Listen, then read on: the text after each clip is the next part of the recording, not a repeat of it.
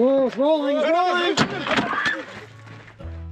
Is it possible to embark on a remarkable adventure without a dash of difficulty here and there?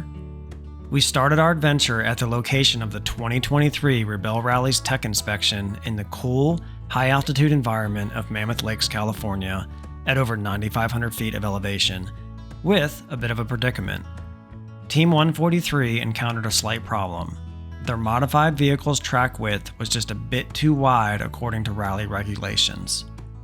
In a swift response to fix it so that Shannon and Nancy could begin the rally as planned, a group of us husbands quickly set out to swap wheels from another GX470 owned by Nancy and her husband Dan. However, in our haste, a small oversight occurred. Using a jack that wasn't quite suitable and neglecting to chock the wheels, the Rally GX unexpectedly rolled off the jack. Thankfully, there were no injuries, minimal damage to the rig, and we all recognized our shared mistake. A poignant reminder to take things a bit slower in such situations. Following a quick regroup and teamwork, we finished the front end swap and were able to dial it in to the appropriate width per rally regulations before moving on to swapping out the rear and completely finishing up the job, ensuring the team's timely departure. Little did we know at the time, this turned out to be merely a bit of foreshadowing of vehicle issues yet to come, not only for us boys as we chased the rally south, but also of the teams competing in the rally we boys were most concerned about. After we rolled out of the Mammoth Lakes area, and the girls, after they left for base camp 1, and we rolled out of Mammoth Lake after dealing with all the tire drama, we ended up out here at these hot springs that Brett brought us to. He's over there right now. He's just coming back from the hot springs, and camped last night. We got in pretty late, pretty much went right to bed, and got up this morning, got to work. Work day's done for me, Jason, Paul. I think we all did some work today, and Brett, I don't know what he does. He doesn't work. Brett's Trust fund baby. Yeah. Looking for a He's trust just fund donor. Just trust fund baby, looking for a trust fund donor. Currently accepting application. But early this morning, Dan was with us. He broke camp and left. He needed to head back to pick up the tires that were taken off of Shannon's truck, and he's driving those down to Joshua Tree, Glamis, somewhere down that way, and leaving them. And then he's going to come back and connect with us in a day or two. So I think that gets you up to speed with kind of where we're at, what we're doing, and generally we're just hanging out. It is. As fate would have it, an annular solar eclipse was scheduled to grace the skies the following day on October 14th. Realizing our proximity, a mere few hundred miles from the optimal viewing path of the eclipse, we decided to seize the moment. We broke down camp and charted a course to the northeast, headed towards much lower temperatures. But the allure of witnessing the moon veil the sun, a truly awe-inspiring natural marvel, beckoned us irresistibly. We are here at a Love's in Tonopah, Nevada, just fueling up, topping off, and about to make our way out towards Ely. We are going to try to get between Ely and where are we trying to get between Ely and Elko? Kind of right in the middle of those seems like a pretty good location for catching the best viewing of the eclipse.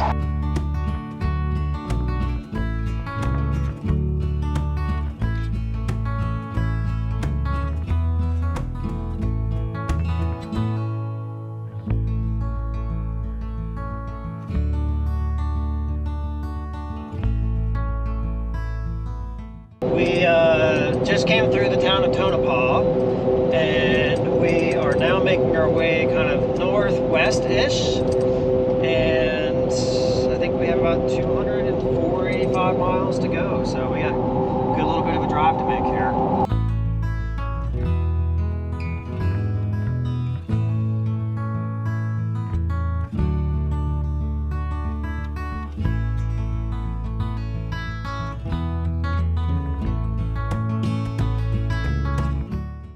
We just pulled into Eureka, Nevada, and it's getting close to sunset, so we will be pulling into camp again after dark tonight. But I think that's the price we had to pay to try to get in the path of the total annular eclipse, which is our goal. So getting fuel, we'll get back on the road.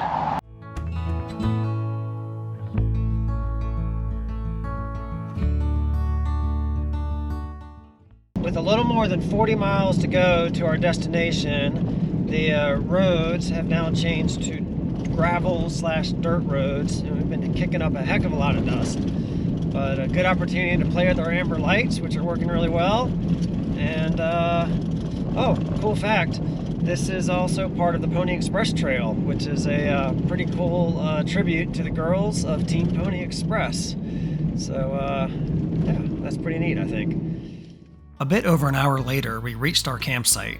Without delay, we got right to work setting up camp, which for some of us included turning on the heat, a luxury not so readily available to those of us sleeping in rooftop tents. Apologies to them. And speaking of those sleeping in rooftop tents on this trip, we had shared our targeted camp's coordinates earlier in the day with Craig, who met up with us not too long after we finished setting up camp. Craig is Ross's husband, and Rasa is the driver for Rebelle Team 156.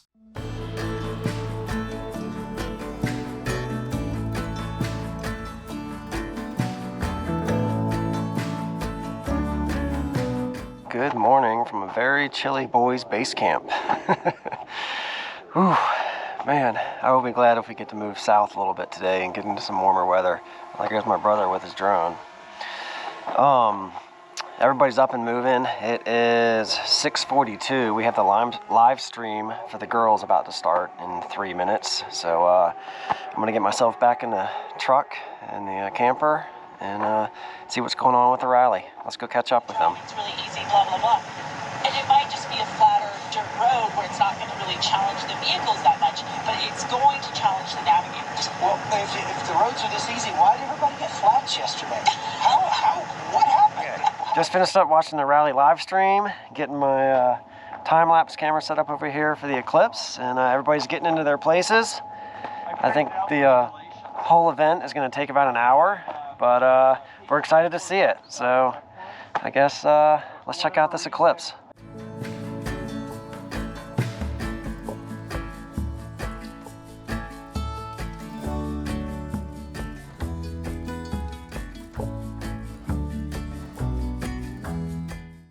That was super cool. I'm definitely glad we went out of our way to come here and see that. What time is it? It's, let's see, I can't tell. It's 9:37. So I think we're gonna start breaking camp down and let's get out of here. We're gonna try to move way south today.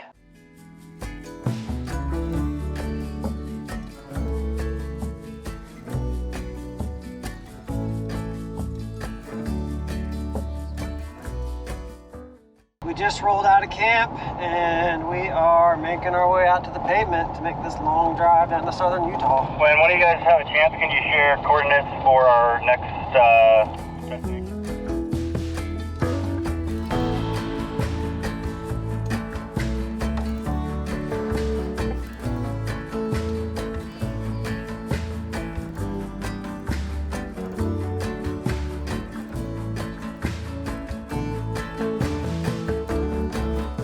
Just pulled into Ely, Nevada, and getting some fuel and such, and it's 1 o'clock, time for the midday update, so we're all gonna gather up and watch this. Just waiting for everybody else to come out of the loves, but they're missing it. It's starting.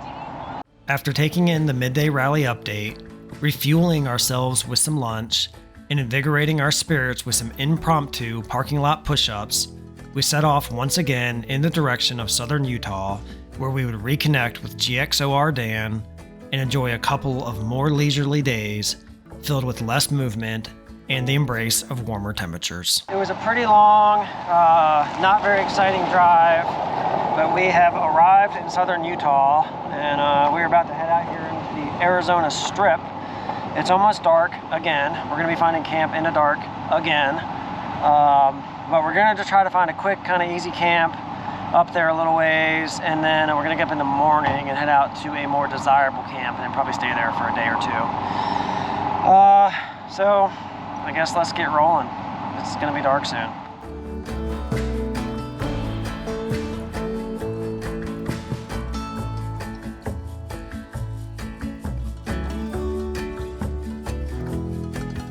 that was one heck of a dusty drive to camp, but we made camp. It's not the most spectacular camp, but it'll do for tonight until we get a better one tomorrow. And yeah, it's dark again. How many nights in a row is this making camp in the dark? 3?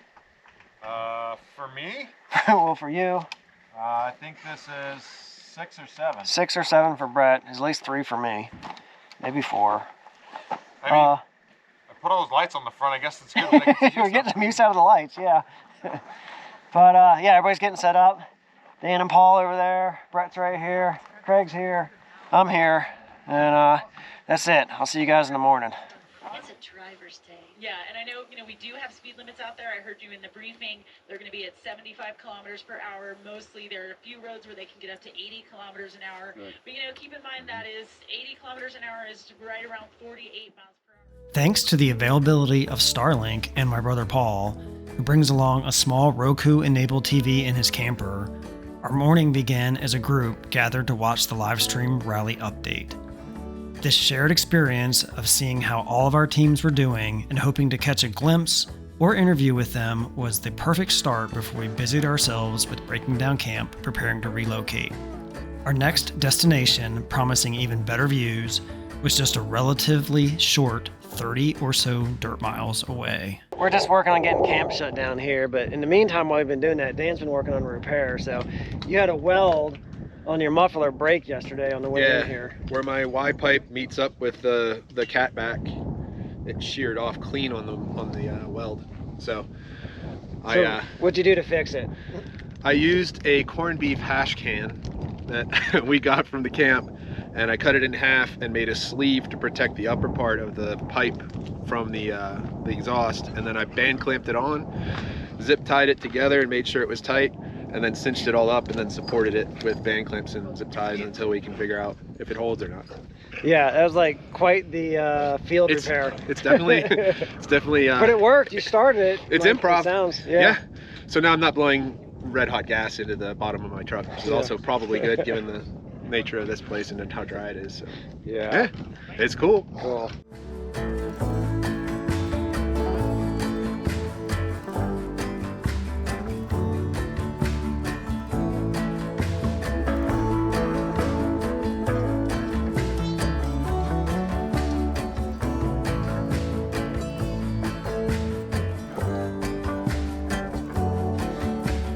All right, just rolling out of camp, heading to the next one, which I hope will be a lot more epic.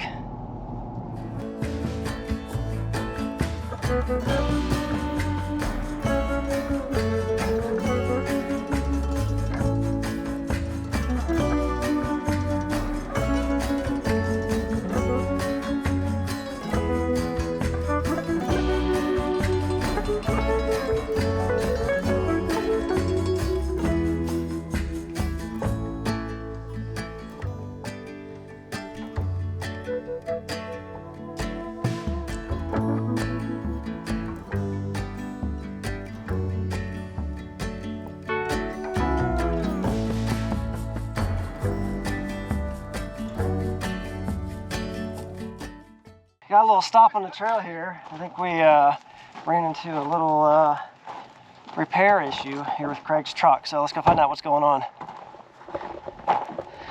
Jason, tell me what happened. So he heard a banging sound and felt a little jiggly. So I had him kind of pull forward and hit the brakes all of a sudden just to kind of see what was moving. And you could see the lower control arm on the passenger side just completely twisting as he came to a stop. So we looked under there, and sure enough, the alignment hardware on the lower front side of the lower control arm was pulled forward. The only thing that was retaining it was actually the skid plate. We looked on the back side and the alignment nut is gone.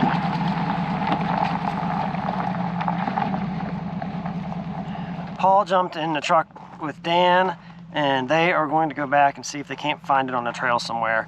There was a spot back there where we had stopped, and Craig had not noticed it before that spot. So we're hoping it's somewhere between here and there, but we'll see. I wish them luck.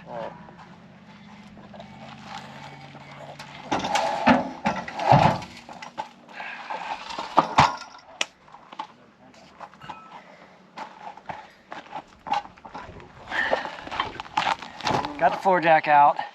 And being here in southern Utah, it's getting a little warm. So Jason's gonna back up here. We're gonna try to make a little shade to work in.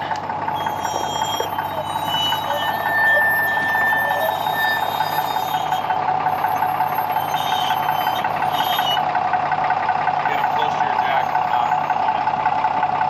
Coming. A little bit more. Start slowing down. Stop. Right there. Waiting on Dan and Paul to see if they can find this nut. Let's do a little update on what's going on with the rally, because I haven't really talked about that much. So today is day 2 of the rally. Our girls, Team 101, had a little problem yesterday. I wouldn't say a problem. They still had a very good day, but in comparison to all the other competitors, it wasn't that good of a day for them. So we've been kind of, you know, by the power of Starlink, we're able to stay with tracking, and Jason's been keeping a really close eye. But I think so far into day 2, things are looking pretty good. Yeah, I mean, they're matching. So we have a benchmark team, 129, with Nina and Terralyn, and so far, Kristen and Avis are matching their exact score for the day through 7X. Today, they kind of had a choice early on, around 4, to take a hard route or an easy route, and that would commit them to a bunch of X's or a bunch of non-X's, and most of the competitive teams, they all went the X route. But yeah, so far they're completely sweeping their score, besides 1 point, which the majority of everybody all kind of either got a wide miss or a partial miss. But right now, they just checked into 7X. So there's 101. There's another one of our teams that we're with, 143, the GX team. They just pulled up behind them. But yeah, we just checked 7X. They got full points on. And then from there, they're moving on to 8X. So they have a little bit of a hole to dig out of from yesterday, but if they keep having, they're having a good day so far. They have a couple of good days like that, they might be able to dig themselves out of that hole. So it's a good thing it's only day 2, because there's time. Yeah.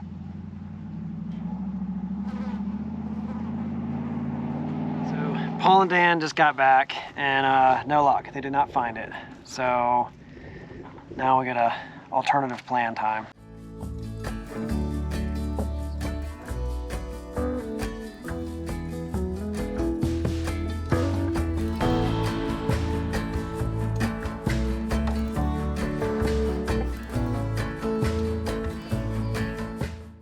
Through a collaboration of tool sharing, knowledge sharing, and spare part sharing, Craig's truck is now at least trail fixed. Once our convoy was back on the move following the repair, it wasn't long before the breathtaking vistas of our intended campsite unfolded before us. And what a sight it was. The combination of warmer weather, spectacular scenery, and good company set the stage for an idyllic couple of days ahead, where we could unwind and still be able to stay connected with the rally from a distance. We made it to camp, and man, nice view, right? It'll work. We just gotta get the rigs leveled. There's a bunch of thorns we're gonna pull just for the dogs, so let's get busy doing that.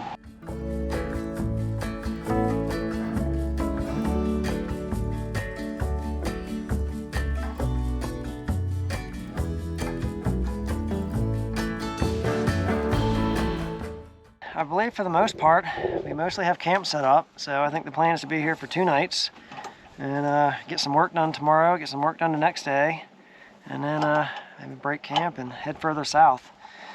But I'm kind of hungry, so I think I'm gonna get some food, and then we'll just set about relaxing for the rest of the night.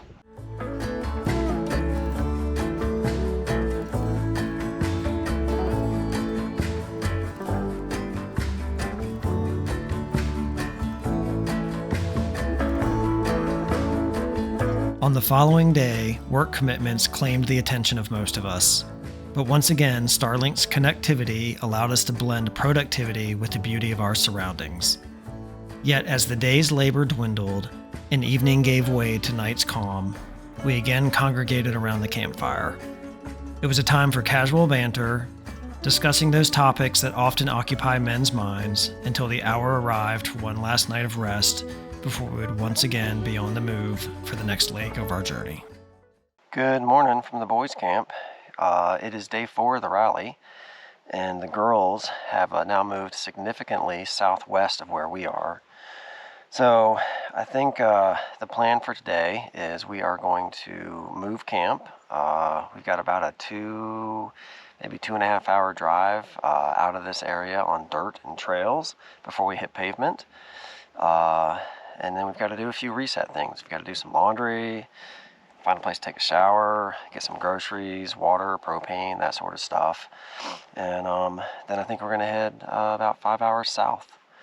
But before any of that can happen, we got to get a little bit of work done. We got to catch up on the morning update on the rally and get camp back down. So give me a few hours to get all that done, and I guess we'll get rolling.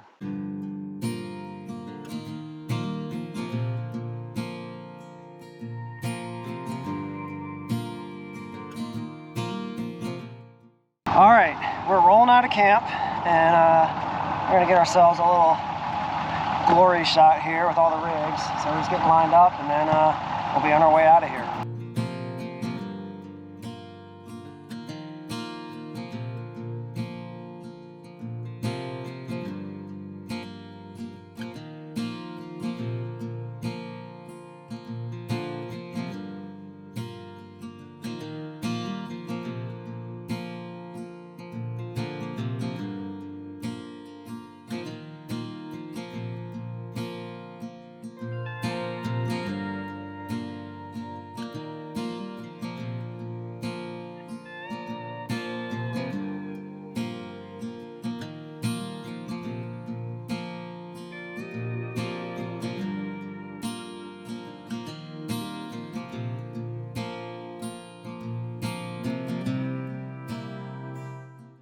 We have made it back down to civilization. We are down here in Mesquite, Nevada.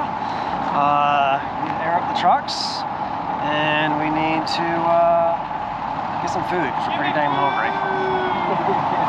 It's time to eat. While savoring an excessive but delicious quantity of pizza, we stayed updated with the rally's progress, viewing the midday live stream on a laptop parked at the end of the booth. Following our meal, we pressed forward with the rest of the tasks we needed to do while in town, which included laundry, restocking our supplies at Walmart, and a trip to the Flying J for both fuel and a much-needed shower. We finished all of that up just in time to catch the evening update of the rally on my iPad from a parking spot at the Flying J. We have been at where are we at here? The Flying J Eagles Landing for about 2.5 hours, 3 hours, getting showers. I don't know, 2.5 hours. What do you think, Craig? 2.5 hours? Oh, at least. At least? Okay. Yeah. But all our errands are done. It's 7:05. I think we had roughly a 5-hour drive ahead of us. Oh boy. I think that plan's gonna change, so we'll see where we end up tonight. So Brett just corrected me. It's not 5 hours. He says it's 3. 2 hours and 47 minutes. 2 hours and 47 minutes. So I was thinking 5 hours because we were thinking that from camp. So that's about right. It was like 2 hours on the dirt, 2+ hours. Yeah. Down here, grocery stores, 5 hours wandering all that around stuff, wandering around town for 5 hours, eating pizza. Okay, so we got 3. That sounds a little more reasonable at 7 o'clock, but that's still going to be a late-ass night. Yeah, but the other reason we waited is we don't have to go through Vegas during rush hour now. That's true. We don't have to go through Vegas during rush hour. That is true. And we just learned some bad news about our teams. Frustrating. Frustrating news. Hopefully it's sorted. Hopefully it's sorted. I'll talk more about that tomorrow. All right, now let's roll. Now let's go. Departing from Flying J, we headed southward through Vegas, into California, and ultimately into the Mojave National Preserve to establish camp at one of the travelers' cabins. Here, we were joined by Dan, who is married to Nancy, the navigator of Team 143. Now Dan, not to be confused with GXOR Dan, whose wife Shannon is competing with Nancy, hadn't really been part of our expedition until this point. Dan met us at the cabin, expanding our group by one more. I understand if the multitude of Dans might be confusing, but believe me, we all felt that way.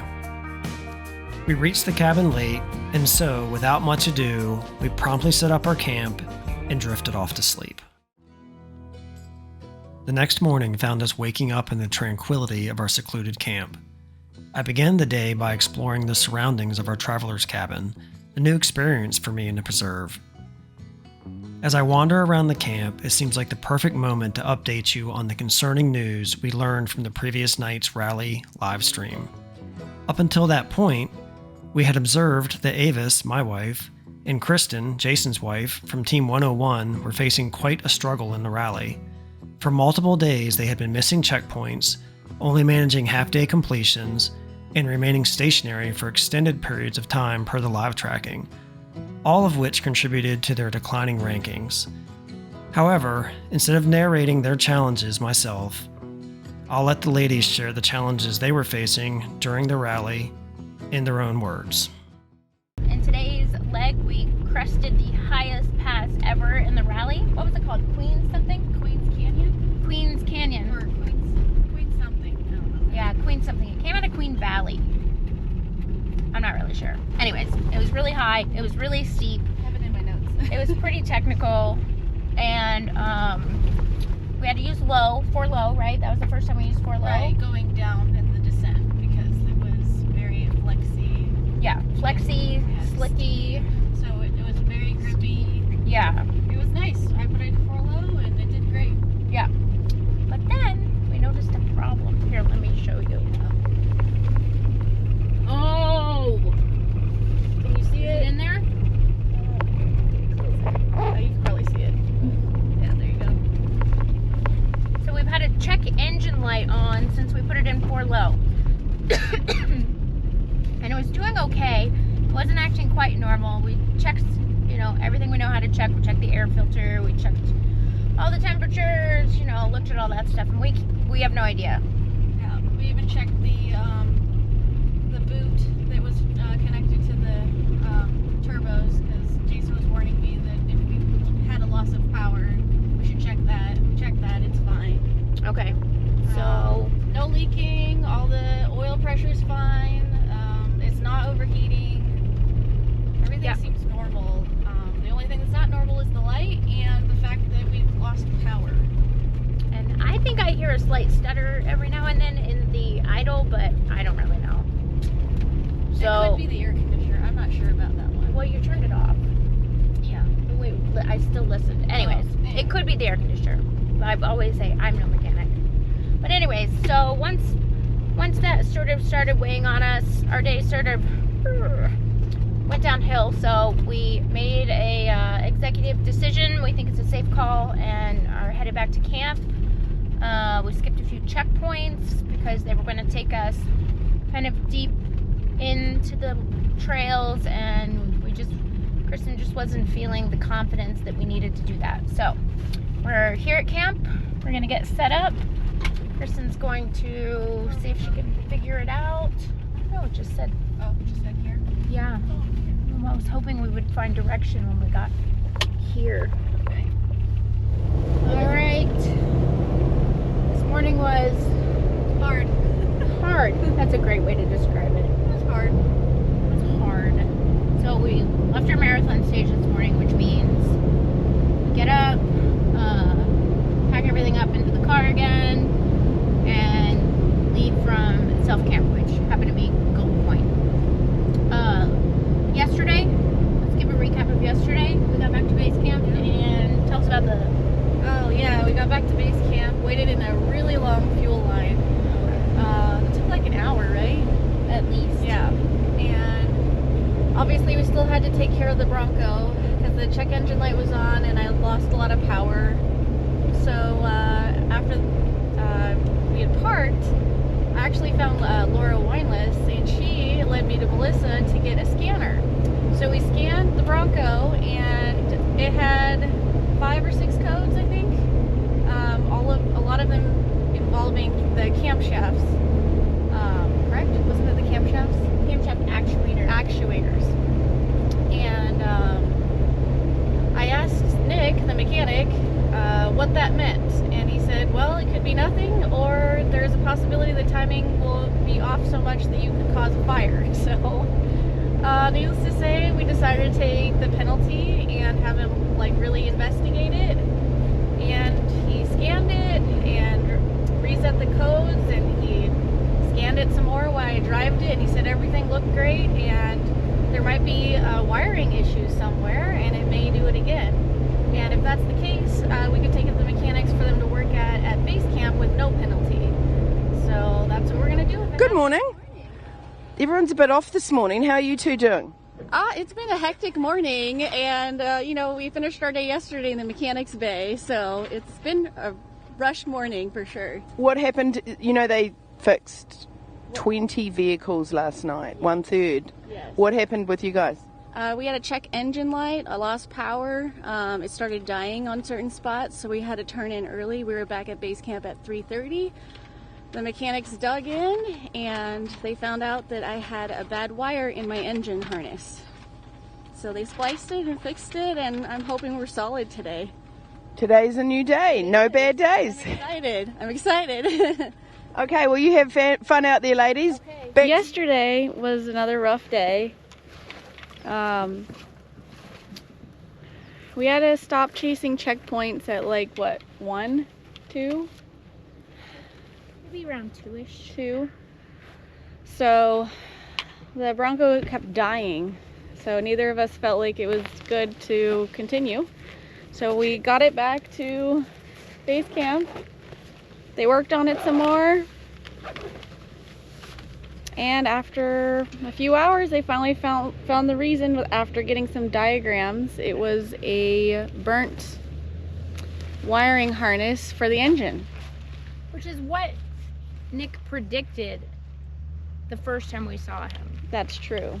But it took them, how many hours did they work on it? At least 10. Yeah, at least 10 altogether, because we took it to them 3 days in a row. Yeah. And I think they got sick of us, but they're really nice. I bribed them with mints. Yeah. So anyway, that was a low point, but then a high point when we realized that it could be fixed and our rally wasn't over. So yeah, here we are, chasing checkpoints tonight. We're just exploding pets over here. This is my process. This is a good process. So yeah, we chased checkpoints today. We had a really long road book, and enduro. I'm so distracted right now. What? I just can't. So anyway, yeah. So yeah, I'm saying a lot because my brain is just frazzled. I can't even tell you how many numbers were said today. Yeah. I'm just done. We said lots of numbers. Yesterday we cried. Yeah. How many times? I mean, I I don't can't know. even count that. We cried a lot. We fought, we hugged, we laughed, we cried, we separated, we came back together. We took showers. Oh, that's nice. true. That is the benefit of being back to base camp early. This is true. You'd have no line for the showers. Yes. And it's not cold when you're done. No. And there was no real pressure to be fast, hence the no line. Yeah. Now that you're up to speed on the challenges the women of Team 101 were grappling with, it is time to turn our attention back to the men at camp in the preserve. The rest of our morning unfolded at a leisurely pace with the viewing of the rally's morning live stream update. Again, thanks to the technology of Starlink allowing us internet pretty much anytime, anywhere. Heading into the afternoon, some of us worked while others continued exploring our camp, including taking a tour of the little historic cabin. And at some point, all of us spent some time lounging and talking the day away in the abundant sunshine and warm temperatures it provided. Yet, as the sun began to fade away over the horizon and night took over, another dramatic event was unfolding, this time impacting another team of concern for the boys of our roving camp. Late last night, well, maybe not late last night, I guess it was more towards early evening. It was 8:30 when they got the call. It was 8:30 when they called. So Dan, yesterday, during the enduro, or at the end of the enduro, Dan actually got a call from his wife, and they had been in an accident. So apparently someone unrelated to the rally, they were getting ready to transit 395, and they got hit by someone. Initial reports were that the vehicle was still drivable, and that they were okay, they were going to continue.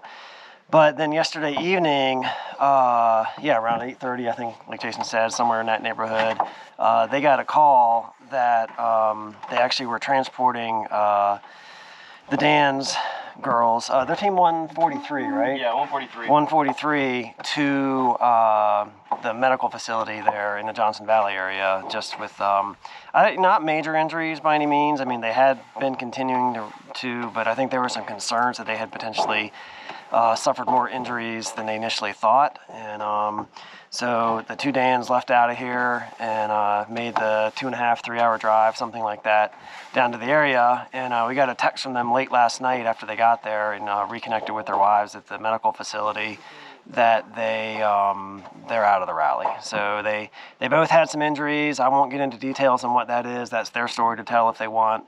But their rally's done, unfortunately, and that's really sad for them. Our boys' crew, now minus the two Dans, leaving only Craig, Brett, Paul, Jason, and myself remaining, got ourselves into gear, breaking down our camp with a new destination in mind. We made a plan to head southwest into the Big Bear, Johnson Valley area for one last night of camping together before we would be reunited with our girls just 2 days from now. If you're thinking our excursion couldn't possibly have any more drama at this point, you'd be mistaken. The adventure will continue, and before it's all over, one of our camper builds will end up needing a tow and a significant repair.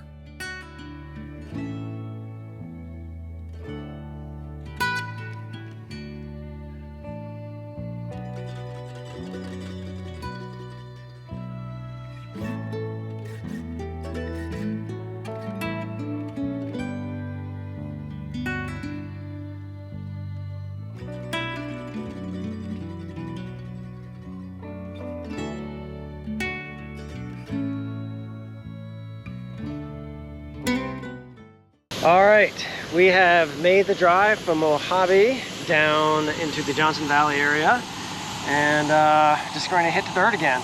Everybody back here is airing down and we're gonna head up trail out that way.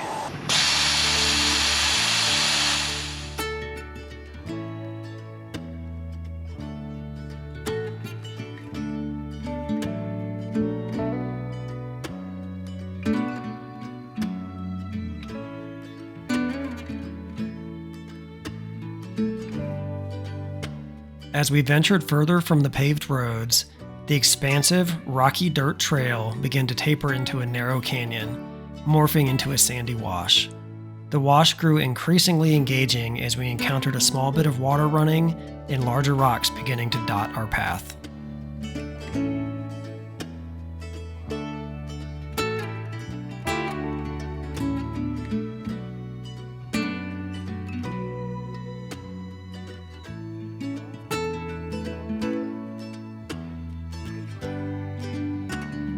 Making our way up the trail here, and Paul got a little high-centered, so they called back on the radio.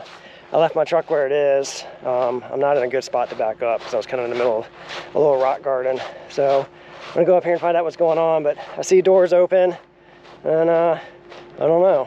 Sounds like Paul is resting on his rear drive shaft, and it is currently dented. So Jason's over here getting some recovery gear together, and gonna give him a little yank back and see if we can get him off of it and get him around it. No one down on that end has anything to stick in the hitch to serve as a recovery point, so I'm walking back up to my truck to grab my Factor 55 hitch link, and we'll use that one. Okay, I have retrieved the hitch link and a D-ring from my truck, and now I am walking back. I don't know if I mentioned it, there's a shit ton of bees out here. Ah! They're all getting this water that's running down there, and I'm not really a big fan of bees. I've not had good history with bees. So anyways, they seem to be leaving me alone.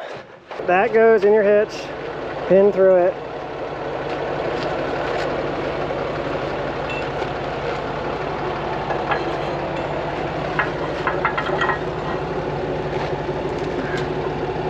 There you go. All right. D-ring. Yeah. Put that through, put your strap through. No, put your strap through first. Put your, see your strap over there? Oh, this, oh, Yeah. We're not using this anymore. I got Yeah, you don't need that. Okay, I got you. There you go.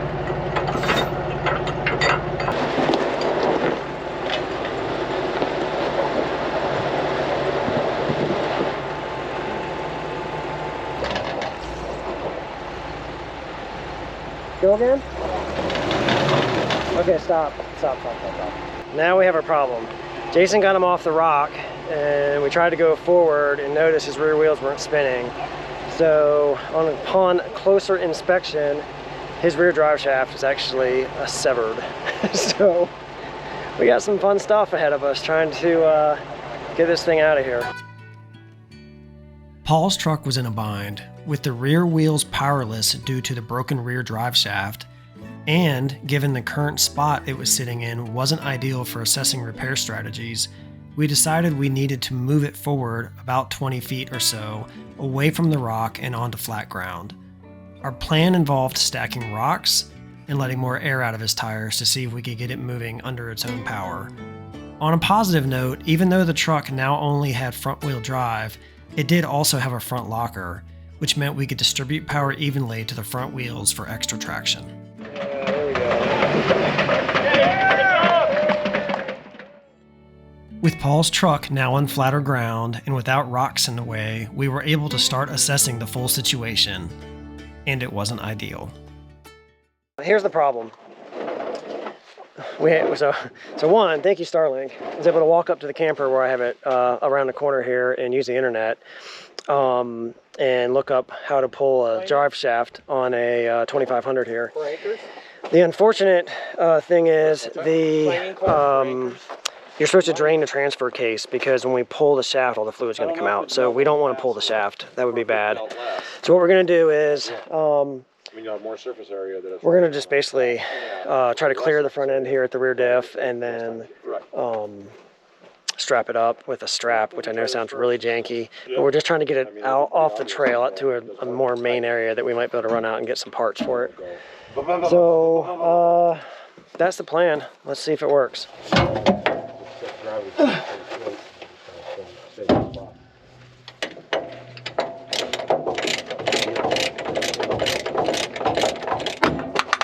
There we go. Nice hammer, Brett. Thank you.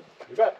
It'd been really nice if we had a Sawzall, but Dan was with us. He had a Sawzall, but since he had to peel off with what happened with his team, he's not with us, so we have no Sawzall between us. So the in between those two, that way it's not rubbing on that cord.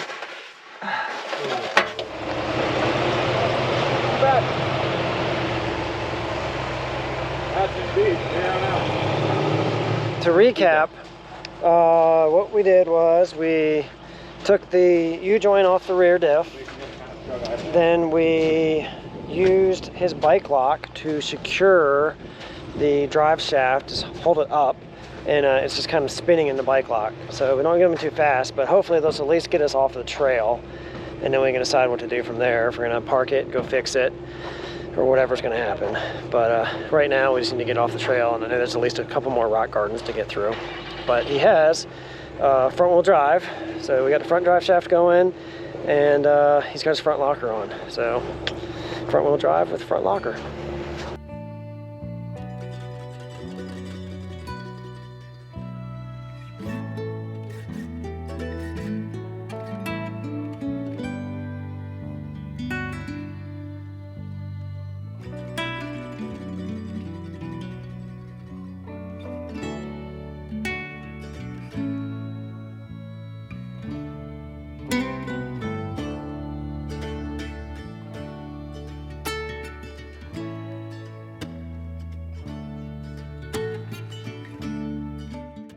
I think we have limped out as much as we're going to limp out tonight, and oof, there's a squatch on me.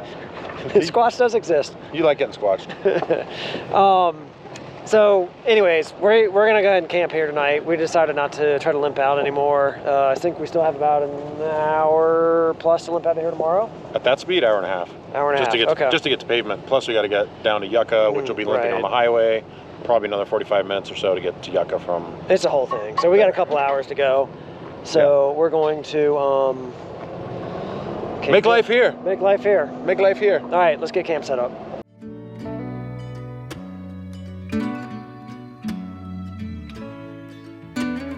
Proud of you, Team 189. Love you. Can't wait to hear all about your experience at the Rebelle Rally. Go, Jackie. So I'll tell you, these do make a difference for the teams. They obviously can't read them right now, but when they get home, they're going to be poring over the last week of interactions with fans. After we pulled into camp last night and Paul got himself parked over there, we crawled under the truck and saw that his drive shaft had slipped out of the transfer case. Yeah, we secured it the best we could using the tools we had when we were driving it in to the campsite off the trail, but that didn't seem to matter. It slipped out anyways. The bad thing is that meant he lost his transfer case fluid, and that kind of really puts us in a bind. No transfer case fluid, no rear drive shaft. Technically, he shouldn't be driving the truck. So what are we supposed to do? Well, we could go and try to source parts. We've looked into that. The nearest drive shaft is over 2.5 hours away. That's from a dealer that we think has it. We don't even know for sure they have it.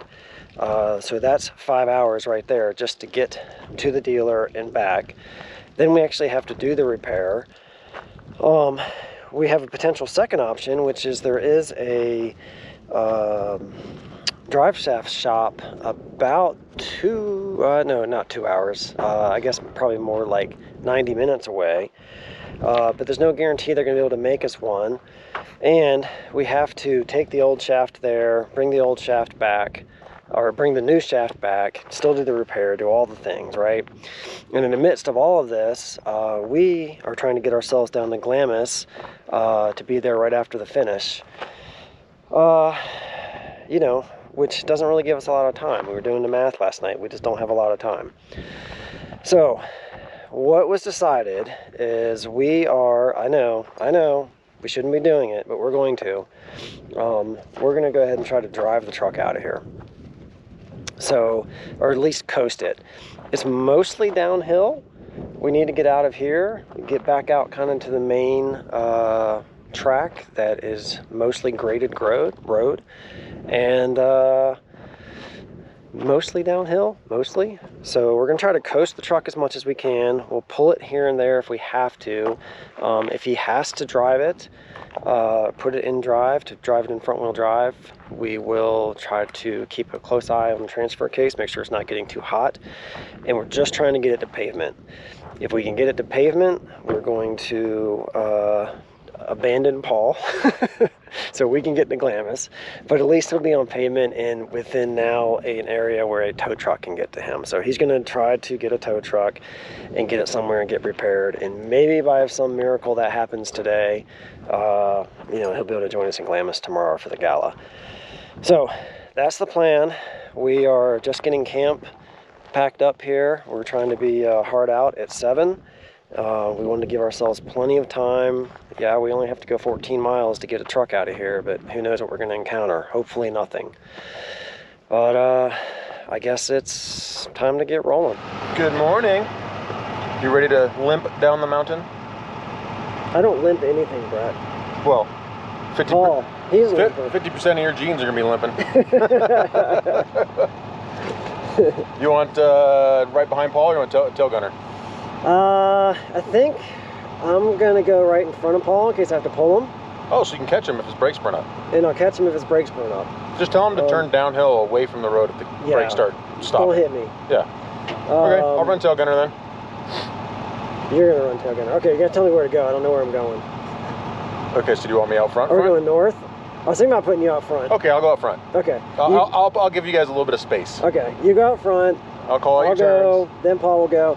Jason and Craig are going to hang back. They're still pulling themselves together, but we're going to be moving so slow. They'll catch us. Yeah, we're going to be four low and first all the way. Yep. Okay. That thing meant too hot. Let's roll.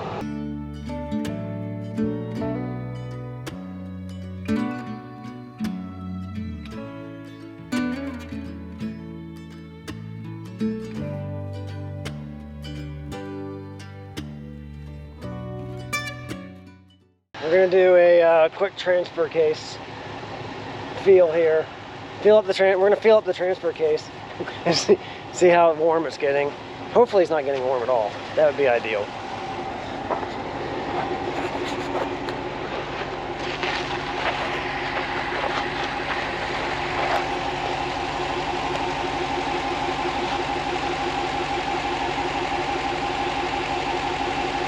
It's gonna be warm, but is it like hot? No, it's not even warm. It's not even warm? No.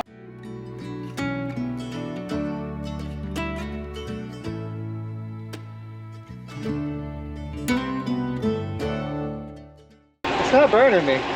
Okay. It's warm. It's warm. It's definitely warm. Okay. I mean, I think if I left it here for maybe,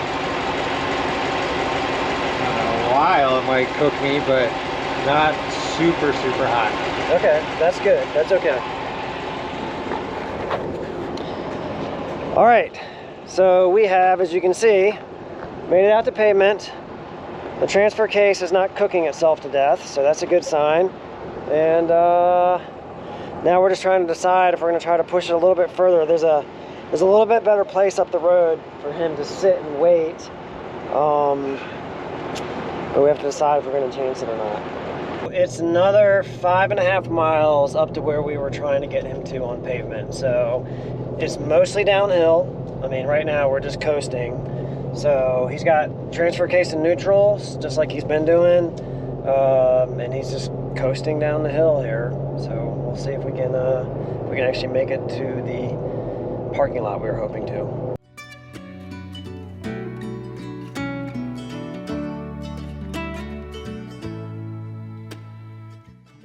We have made it down to about 1.5 miles from where we were trying to get to, and Paul's transfer case was starting to get pretty warm. So we decided, a good opportunity, let's pull over, let it cool down, and go ahead and air up. Meanwhile, while we were here, gave Jason and Craig a chance to catch up with us after they left camp a little bit late. So everybody is rendezvoused. We've at least gotten Paul back down to civilization. He's on the phone back there, tracking down a drive shaft. He's found a place about 108 miles from here that has one. But, you know, the question is, if he gets it towed down there, can service take him today and install it? So that's what he's sorting through right now. But for the rest of us, I think we're good. Paul's going to pretty much be on his own from here. And we are going to go procure some showers, probably some food, and just kind of get ourselves, all our ducks in a row, to start heading to Glamis to be there after the girls have finished, when we're allowed to be there. But that will be by this evening. So I guess next stop, I'll see you in Glamis. While we were en route to Glamis, teams started to cross the finish line, including the team I cared most about, which was obviously Team 101. 101, Avis. Hello. Hello. Yes. You made it! Congratulations! Hey. Rebelle Rally 2023. Yes. Any epiphanies on your rally this year? No. Are you ready for the tears? The tears, the emotional breakdown but it's happy tears, right, babe? Yes, yes. Very happy. Yes. You two have always been I'm completely over it. Yeah. How was your day, though? Strategically, did you do everything you wanted to do? No, we didn't. We had some problems along the way, but we worked through them as a team. So yeah. it was a tough decision, but we decided to go for most of the greens and the blues today. The blacks just weren't working out for us, so we just pushed through. Good for you. And I'm so stoked to see you. It's been a pleasure seeing you at the starts and the finishes, and we'll see you inside for, I think it's steak dinner and maybe a cold drink. Oh, that sounds so good. Ice? Really? Ice? There is ice inside. What's the order? Ice, phones, family? Do you want your phone right away, or are you enjoying not having it? No, I'm ready for my phone. Because you're ready for your family, right? Yeah. Congratulations. It's been fun, guys. We'll see you inside. Lots of emotions here on the finish. It was a bit of a bittersweet finish for them after a year of hard training to have the Bronco fail them in such a miserable way for nearly half the days of the competition, and the huge impact it had on their overall finish. But considering they still managed to finish in the top half of the field despite the vehicle challenges they faced, I'm still very proud that they finished and did as well as they did. I hope you enjoyed following along with us boys as we chased our girls from the start to the finish to reconnect with them once again at the Rebelle Finishers Gala. Until next time.